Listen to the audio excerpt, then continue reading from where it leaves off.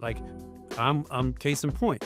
A year ago, I did not invest in my own personal brand, partly because I didn't make time and understand it. But the other thing is I felt like it made me look like I was trying to be on the front of the float.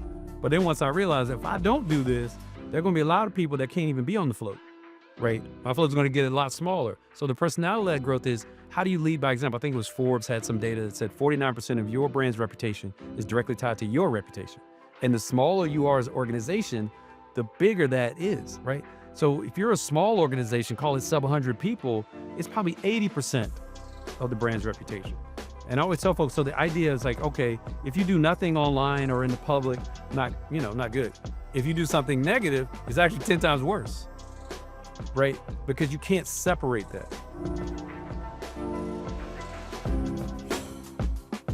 Welcome to High Octane Leadership with Donald Thompson.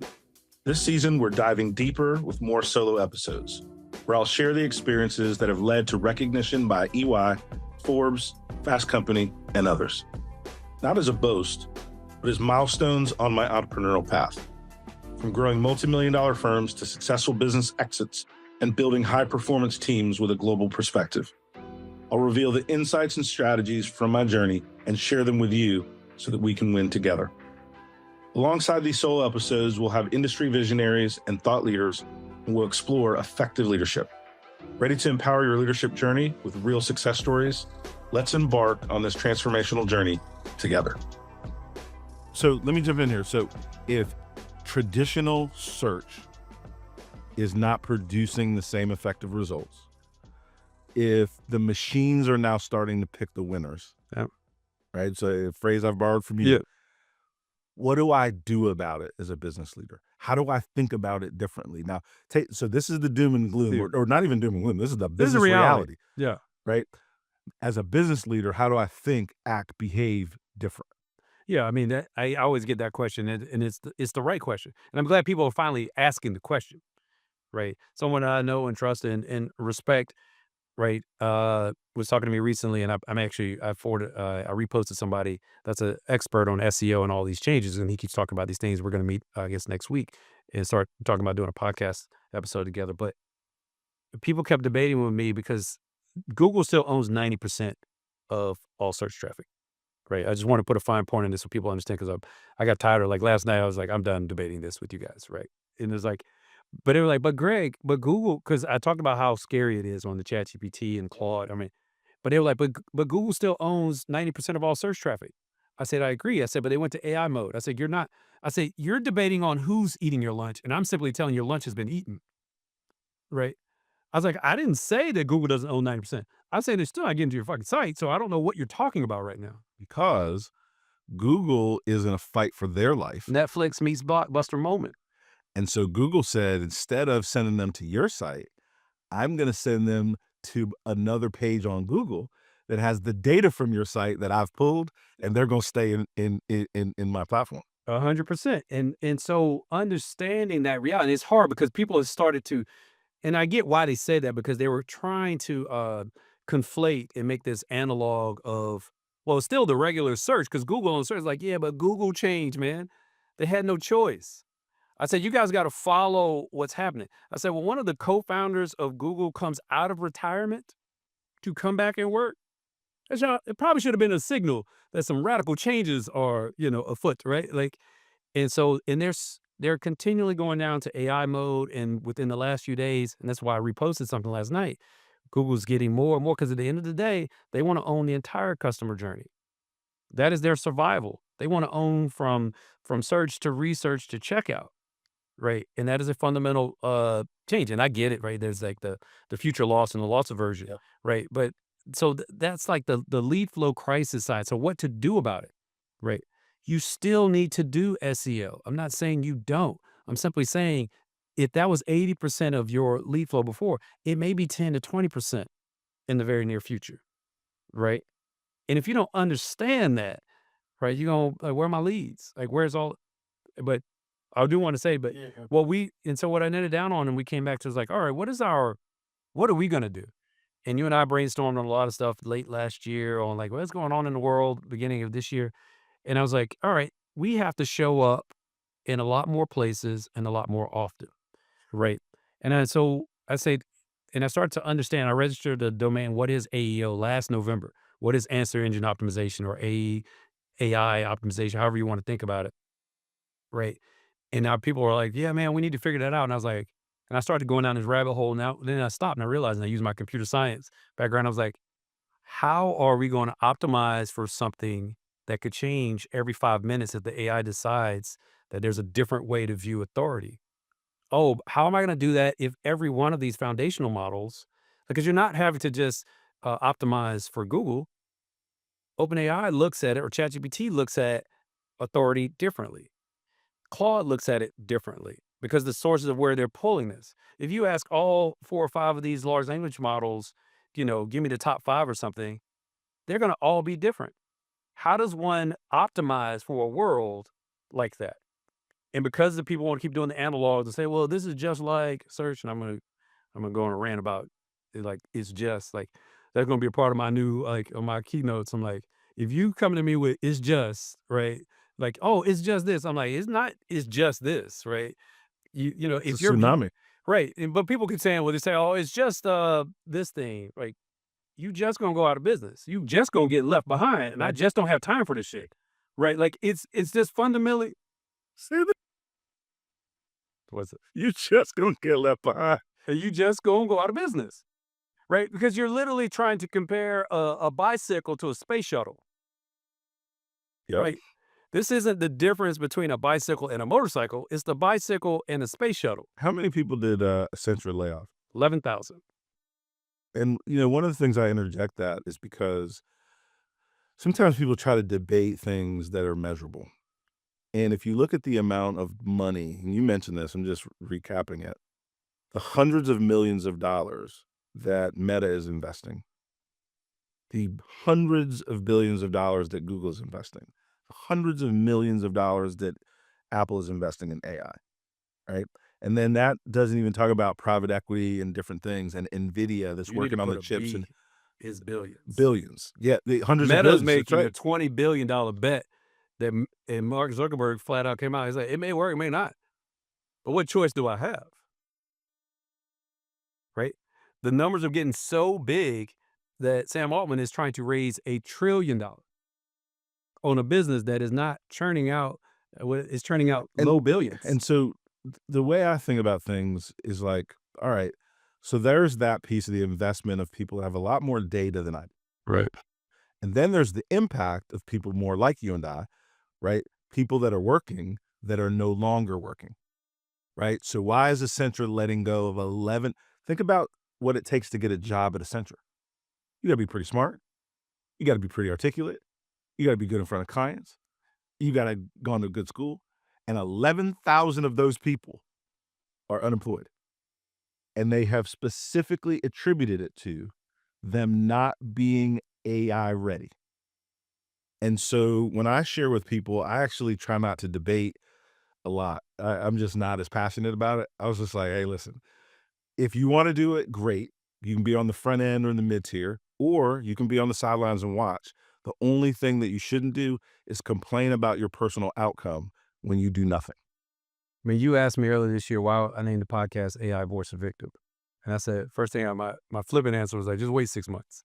Right. Because what I was trying to get across is that there's going to become this moment where people are going to feel like they're left behind. And I scream into the camera sometimes, just trying to get people like, please just lean in and try to do this stuff. Right. I joke all the time. It's like in DC, they say, if you don't have a seat at the table, then you're on the menu.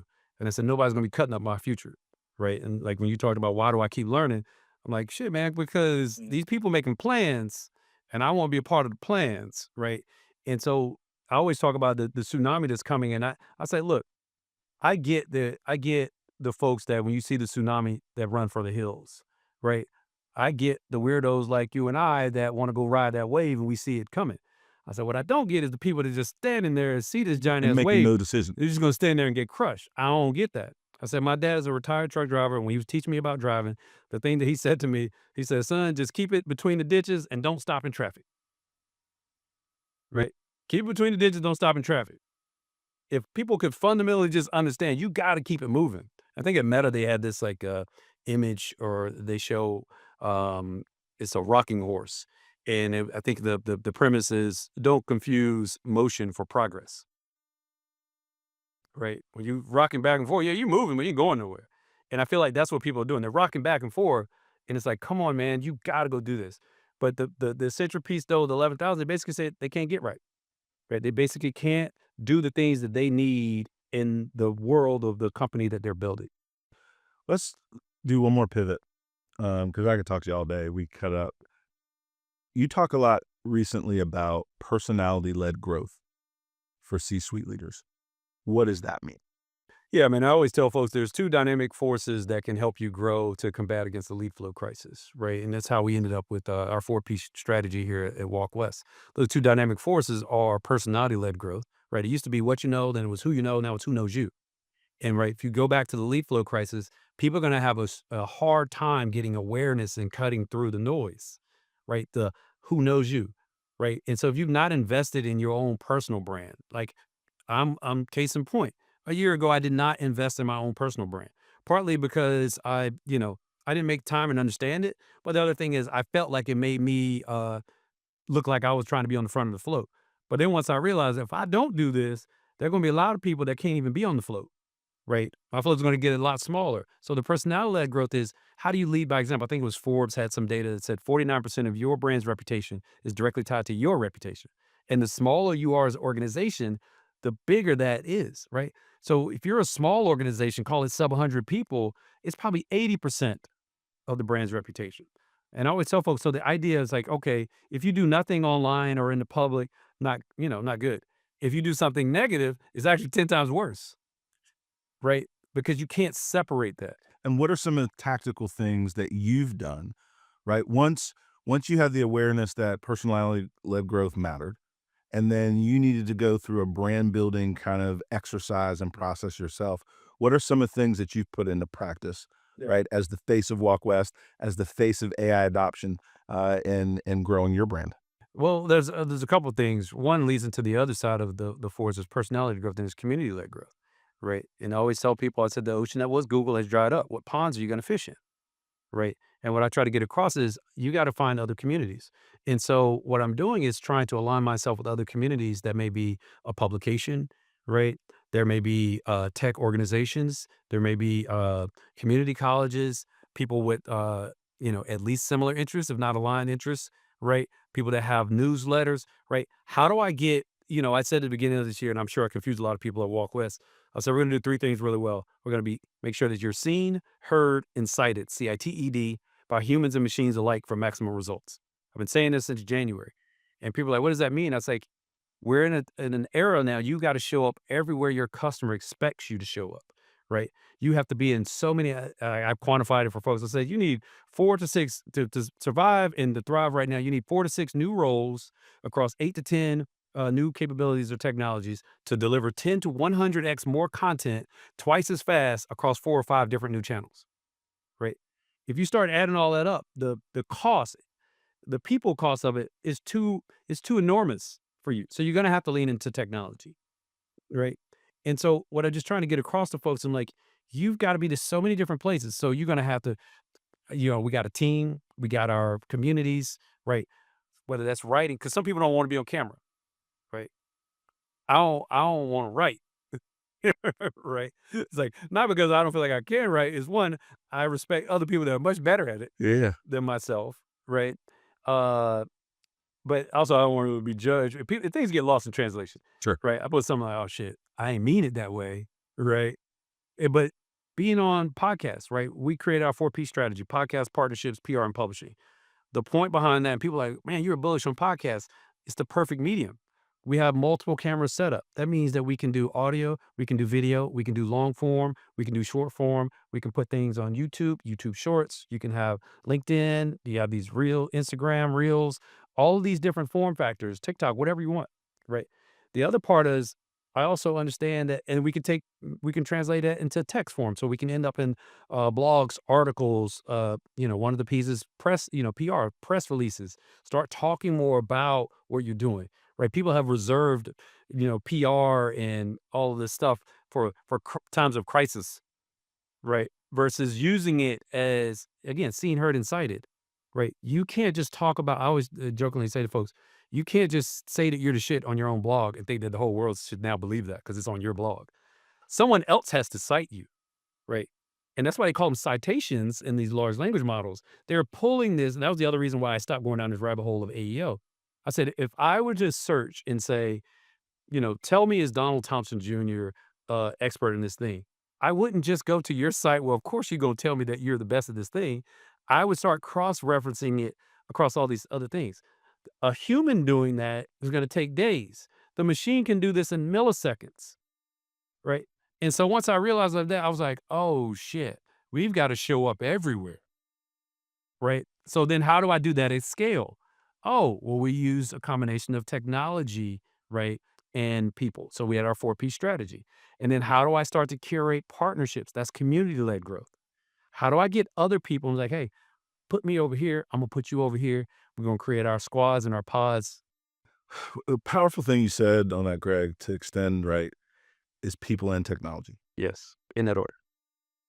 And so I want you to expand on that for a little bit because we are talking a lot about tech, Yeah. but we don't want people to understand that we're doing that independent. We're doing that intertwined, Right. right, with the power of people and unifying. And that I think what you're describing holistically is a term that we've coined on content supply chain, right? And so give them, our audience, a little bit on what content supply chain means to you in kind of a snippet that an executive could understand. Yeah, so we talked a little bit about the lead flow crisis, and I described some of the things, again, going, you need 10 to 100x more content. The reason I talked about the Cloudflare data related to, how many scrapes to sites, because what I'm trying to get across is like, you have to have so much more content to show up all these places. It makes no sense. We're going to hire, when I say 10 to 100x, you're going to hire 100 more people, right? Now, I'm not saying you don't need to hire some people. I said, but that's not practical, or you'll go out of business. The economics doesn't make sense. But then the other side is the productivity crisis. So the lead flow crisis that's been driven by AI, then you have the productivity crisis that can be mitigated by AI, right? And so the idea being, and I say this, these are actual data points, which almost, as a knowledge worker, about 50% of our work week is comprised of searching for things to do our job, copying and pasting, and reformatting data. 50% of our work week. I ain't hired for that. I'm certain people didn't sign up and think that was going to be their job, right? And so when people come to me and there's like, well, there's no humanity in AI, it's like, how is it humane to have your great colleagues spend 50% of their time doing administrative, Mundane work. right? And so I said, let the machines handle the routine and let your humans handle the remarkable, right? You have to flip the time equation. What do the young people say now? Bars. Bars. Yes. Bars. Say that. Say that again. No, but I say it Let like, say the but routine you got versus the the remarkable. machines, let the machines handle the routine and let the humans handle the remarkable, right? The idea is you flip the time equation. And you ain't gonna like this as a sales leader. The average salesperson spends 70% of their time doing administrative work. That means that only 30% of their time are they in front of customers and prospecting and trying to actually draw. They are in CRMs, they are in emails, 70% of their time. I have I'm talking to 60 sales professionals in the insurance space. They're in the employee benefits broker space and property and casualty insurance. And we're talking about AI. And that is a powerful, powerful number. 70% is administrative work, 30% actually selling. What could you do with your best people if they were selling 80 to 90% of the time? You flip that time equation, now you got super individual contributors, right? We were talking off camera before. That's the whole point. We're going to evolve into a world where people are going to superpower, some people will jokingly say it's like Jarvis's, the Iron Man suit and Jarvis that he wears, right? You're going to give people superpowers. Not only that, it's not just giving them superpowers, you increase their quality of work. Salespeople hate all of the administrative work they have to do. They're in the role because they wanted to talk to people. Now you've told them to just spend time talking to the machine, right?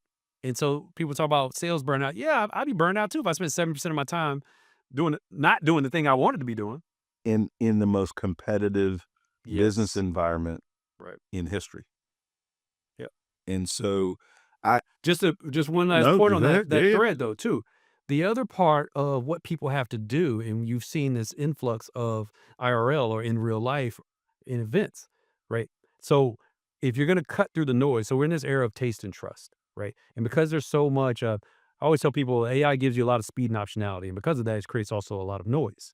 So it's hard to kind of break through anything, right? And so if all your lead flow came from organic traffic, this and that, right? The problem is people don't trust things that they don't know, can't touch. That's too abstract. So if you're in an era of taste and trust, what I would predict is you're going to see a lot of hyper local. That people are going to go back to planting salespeople directly in places where they want to grow those markets, right? It's which means that people are going to be more in person. People are going to be doing more events. Well, how many events can you go to if you spend 70% of your time doing That's administrative true. work? I can't get in front of the people, boss. I had to go update the CRM on the deals we just lost. You spent 10 hours updating the deals you lost? So, Greg, we're gonna land the plane. This has been, again, we're business partners, we're friends. Like we could talk all day, but I wanna finish with two things, and I'll start with this one. We've talked a lot about the disruption of artificial intelligence. We've talked about how it's impacting the roles in different ways. What are some of the opportunities? What are some of the jobs that are going to be created? What are some of the things you're seeing at Walk West as a business leader that is moving the business in a new way? How do we go on offense with artificial intelligence? And I'd like to hear your thoughts on that. Yeah, I mean, I get this question all the time, right? Which is like, well, is it going to change this? Or is it going to replace this or that? Like we were doing a training session a few weeks back, and there was a young person, and she was asking, she was in kind of the creative space, and then she was like, "Do you think it's going to kill creativity?" I was like, and the analogy I always give folks, I'm like, well, when the photography and when the camera came out, it didn't kill painting, and right, it created a new medium, right, for a group of folks that wanted to see the world and think about it differently. When motion pictures came along, it didn't kill off painters and photographers, right? At every advancement, there's going to be new forms of art and business and technology. And one of the beautiful things that people, if they understood, again, going back to the it's just this, I'm like, if you just understood what you could do with some of these things, right now we don't have ability to imagine right now, and that is very like our emotional identity a lot of times is tied to our job title, especially in the US. Other countries not as much, but in the US, one of the first things people ask you, "What do you do for a living?" You don't really get that in a lot of other countries, right? And that's part of it, like that future loss of that future shock or that loss aversion, right, is real and it's challenging. But if you could open your mind and expand to understand what are the new things that I could do with this, because what it's done is significantly reduce the costs, right? And I jokingly use from like a cultural reference, it's outdated, but I tell folks all the time, I say, what was one of the greatest technology? I said, Soldier Boy. And they're like, Soldier Boy. I said, that young man created a whole album in his damn bedroom and put it on YouTube, right? Using a different medium. YouTube didn't exist, right? If YouTube and Fruity Loops and Reason to make beats, right? If those things didn't exist and you still had to have everybody in those big ass, machines, and that was the only way that you could put out It and limited access it for limited creators. access. And so what now you have to keep thinking if you want to use an analog and from a business environment perspective, understand with the advancements of technology, how it's opened up for things that we didn't think about, right? That's what's wild to me is like, folks that are like content creators or these social media influencers. They're like, oh man, it's gonna take this and that, and like, that there were also people that thought you were taking from them, right? Like this is a cycle, and you have to keep evolving. Hollywood's now really mad at the first AI actor. I was like, I don't know why they put that out there, but whatever. But what I think about, so that's on a much grander scale, but from like a practical business perspective, what's happening is that this technology is democratized intelligence in your pocket, right? And that's one of the things that's very challenging for folks, right? Because it used to all be about what you know. And that was the thing that you could elevate yourself because I know more than you. Right. Now what happens when we all know the same? Right. Now it's going to be about how do you execute? How do you mold? How do you change?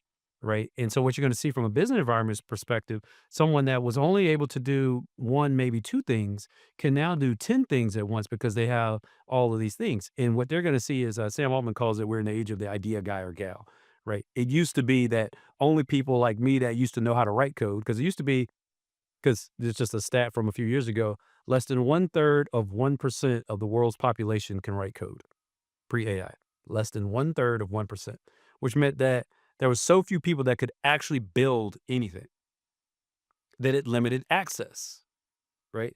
Because Soldier Boy was able to create his own beats and then had his own channel to push it out, right? And then people started like, no, no, no, no, you got to go through this. You got to get licensed, and then they got to distribute. And he was like, I don't need to. I got my own audience. I can go straight to my I audience. can go straight to the consumer. And that's what happened when you fast forward down to podcasts, where people realize I can go straight to my own audience. I can curate my own pond. I don't have to worry about what Google is going to give me the crumbs I get from this and that. Right. And so what's going to happen, and Sora 2 just dropped from OpenAI. The world is about to get bananas because I'll just give you a quick kind of overview. They've basically Sora 2 is they were Sora was one of the first video models to come out. It was a little janky and it didn't make a lot of progress. Then VO3, Google, Kling, some of these others came out that were way better coming out of China and other places. And then Sora 2 drops a few days ago. And Sora 2 got all the bells and whistles, but then they did something that's very unique. You can now, you use HeyGen, you introduced me to HeyGen. You can now load your image and likeness and your voice and everything, put it on there, and now it's a social network. You can decide who gets to use the right. So you can basically create a contract. You can say, all right, I'm going to give access to Greg and Kia to be able to use my, they call it Cameo, to use my video synthetic me for whatever they want to publish and do with it. And they're creating this social work, so this social network in that way. And so some of these influencers are just going to give it. So right now they're saying that Sam Altman is the most memed person of all time because they just dropped this because he gave access to everyone. So you and I could go on Sora 2 right now, leverage Sam Altman, the digital, and have him sitting in here having a conversation with us That's cool. and monetize it. So you could say, now I give access. So now I give digital twin Donald access to then these 10 people. And now you go do, you don't have to, because also it creates a contract, right? It's almost like an NIL kind of deal situation, right? You can use this. I get royalty kickbacks, however you use it. I ain't got to show up everywhere now. I ain't got to be in all these different environments. Go off and go nuts. Now, some people are out there, now they're using that to meme Sam Altman, do all these other things, right? But the adoption is already bananas within under a week. Right. And so that's something that did not exist before. So now you're going to have, so think about this. If you were going back to personality led growth, if you were a CEO that didn't have a big platform, couldn't be in China tomorrow, New Zealand the next day, now you can theoretically, because now someone can put this campaign together and now have you saying this thing and this, like, hey, I can't, if I'm Ryan Reynolds, I can't really show up to do this Coca-Cola commercial. How about you use digital Ryan? I license that. It's going to be a little bit cheaper than having me actually show up, right? Now you're starting to see the volume and scale. The world is about to get nuts. And so you ask me why I learn all the time, because if I don't understand the problem set, I don't know how either to mitigate that or to use it to my competitive advantage and my team, right? So I think, so that's like a different example. But think about going back to the productivity crisis. What I didn't describe was how much time credibly you can get back of that 50% to 70%. You could get upwards to 40 or 50% of that time back or more. Now, going back to why people failed also from the AI adoption in these pilots is what they didn't do was change the process. I always talk about people, process, and platforms in that order, right? Right now, we've got all our people, we got them trained and adopted AI, personal, safe, fun. Next step is the process. What's happening is people are they're saying, all right, I got a 10-step process. I'm going to bolt AI on the end to be on my 11th step. That's the wrong way to view it. I had 10 steps. How can I use this to get to 3 steps? Right? How do I shorten that? Again, let the machine handle the routine so that my humans can get to the remarkable. My colleagues can do the more strategic, high value work. And so what you're going to see is the people that were only hired to do this administrative work, but had great ideas. I call it executive vision charades, where there used to be, is like, hey, you're trying to tell somebody what you want or what you're trying to get. And it's like, oh, it sounds like this, it's 2 words. And then 6 months later, he's like, nah, that's not what I was thinking. Now you can vibe code, vibe market, vibe research, whatever the phrasing you want. Now the person that has a great idea, but could never actually build a prototype, could never actually show you now they can show you. Now it's like No, I'm not going to whiteboard this. I'm going to vibe this out in Lovable, or I'm going to use Figma, right? And then we talk about also these tools should be able to expand your horizon. A lot of people call this the Renaissance era now. We're in an age of generalists, right? We've all been structured and programmed to be very vertical specific. That's right. Like, I only do this one thing, right? You only do that one thing because that's how we were trained. It goes back to the Rockefeller days of all this kind of factory work. And I used to joke at a couple of different stops in my journey. It's like I said, it feels like every pencil requires two people. One of you can write and one of you can erase. That is problematic in building a business, right? And so now we finally have technology where the person that had the idea, the person that was creative, can get 60, 70, maybe 80% of the way of building this thing out and then hand it over. To the experts. Right. And so when they pass the baton, it's like in track, it's not like they're just standing there waiting. Now there's people, they can take off, right? And now you're running together and you're handing this off. And so that starts to be able to allow you to create things faster, get more aligned faster, prototype and produce a lot faster, right? Because what ended up happening is having all of that factory kind of mentality, you're creating latency between every stop, which means you're creating friction, time loss. So there's no accelerated time to value, no accelerated time to market. Now, a lot of folks say because it's so easy to build things, right? The true moat of a business, the defensible moat, is around speed and execution, right? Now, one other side of I would say that I'm hyper focused on as far as kind of the new world is there's this paradigm in the last 2 years I've been focusing on, which is, there's traditional SaaS software as a service, but now there's service as a software. The idea, because these tools make it more economically viable to help all types of organizations of all sizes try to do things that you've never been able to do. If you're a small company trying to put together a commercial, you couldn't do that, right? Like only a few companies got enough budget to do a Super Bowl ad, right? Only a few companies, even local, have enough budget to do a local commercial. Imagine a world in which now the HVAC guy, right, the 5-person company can do a commercial, a high quality commercial. And oh, by the way, they can license Sam Altman to talk about them in their commercial. And if they want to put it out on the local news, they can. If they want to use, CTV or connected TV and So I streaming, can interview Sam Altman with 100%. his technology and have him on my podcast. The game is about to fucking change. I want Kia, you got that? I want to interview People Sam don't, Altman. that's why I'm saying people don't understand. This didn't exist 2 weeks ago. Right? So when people are like, "Why you keep getting certification?" I'm like, "I don't think you understand how fast this is moving and changing and what people can do."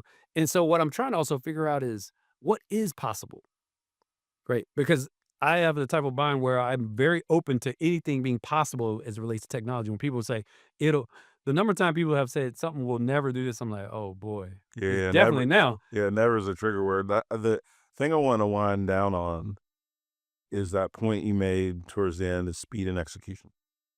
Because when technology starts to normalize knowledge expertise, right? And that's what you're like, right? Then it really becomes how aligned is your team to be able to work together quickly and then to be able to execute. Years ago, we used to have this triangle, right? You can have something fast, cheap, Yeah, or or high good. quality, Yeah. Fast, right? cheap, or good. I remember that. Right? Yeah. And you can only pick 2 out of 3. Yeah. In the age of AI, I want it all. I want it I all. want it low cost, I want it fast, I want it high quality. And that's what people are really working to adapt to, is that paradigm shift is already here. And I would say that they want it faster, cheaper, and better At every turn. at every turn. Like that's the reality of the world that we're in. I get this across, try to get this across people all the time. I said people was like, "Oh, well, I don't feel like that's on brand." I said, let me say it this way, and y'all ain't gonna like it. To be on brand means to be on time in the age of AI. Someone told me, it's like, "Oh, we're thinking about doing something in May of 26." I said, I don't think you're gonna be around in May of 26 if that's your That's your thought. timeline. If your timeline is we're gonna do this of May of 26. Yeah, I don't know how that's gonna work out, player. But I had that conversation a few days ago. I was like, hmm. And I try to give them the information at least. And now my thing is, look, I know I don't have the platform to quote unquote be the expert. So now a lot of times I post them like, "Hey man, don't take my word for it. Take this expert." Like Greg is an alarmist. I mean, well, these people that are in the room, right? They trying to tell you. So now I just kind of point them to, like, if you don't believe me, right? Because what I don't want to do, and this goes back to my values though, and I'll shut up here in a second, which is at the end of this year, going into 2026, I do have a fundamental belief that there's going to be a lot of job loss. And what I don't want to be is that person that was like, hey man, why didn't you tell me? I said, man, I had a podcast. I was on LinkedIn. I was at every dinner. All of my wife's family members, they were like, man, we love the TED Talks that Greg gives us when we're around him. Because they'll ask me these questions, right?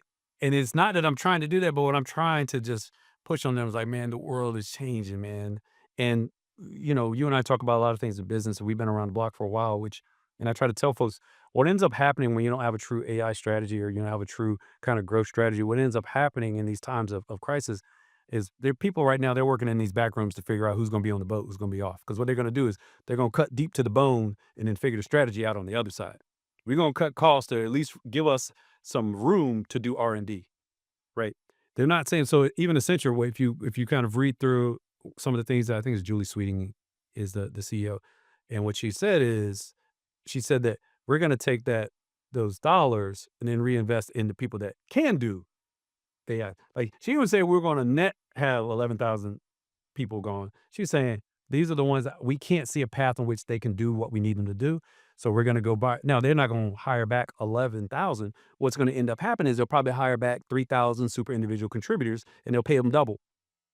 Right. And so they still made the gain. They still made the progress. That's right. And then those 11,000 will likely take, if they do it right, take that skills, knowledge, and expertise and start forming little consultancies, little things over here and there. And that's the thing we've seen a lot this year, these dynamic forces that are at play, which are, I've never seen so many C-level folks losing their jobs. In my career, I've never seen so many VPs, directors, senior directors, C-level folks, right?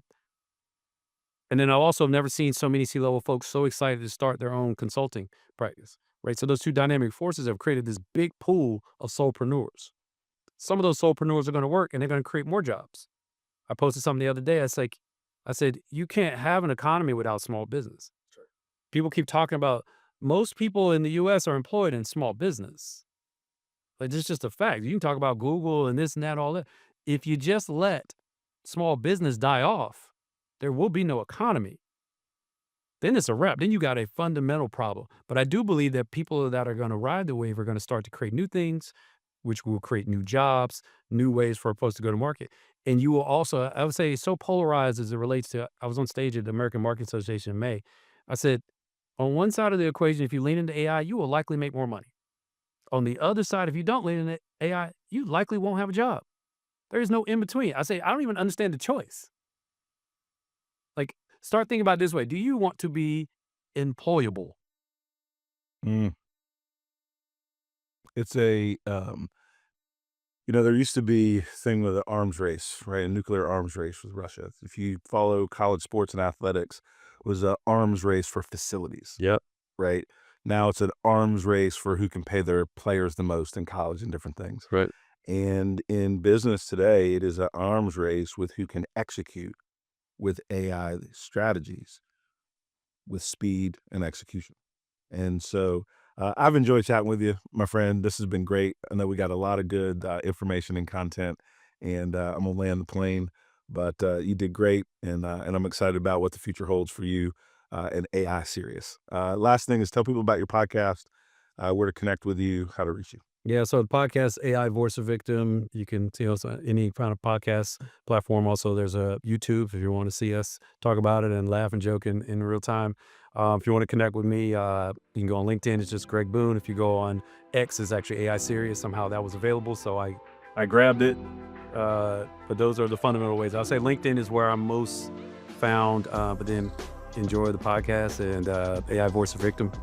Should be fun. Thank you for joining us on High Octane Leadership with Donald Thompson. Today's episode is a step in our collective journey towards leadership excellence. Remember, every story we share and every insight we gain is a piece in the puzzle of our leadership journey. For more insight and detail, hit the subscribe button so that we can stay connected. For deeper information and more episodes, go to donaldthompson.com. Continue to lead with vision and purpose, and until we meet again, embrace your role as a high-octane leader in the ever-evolving world of business.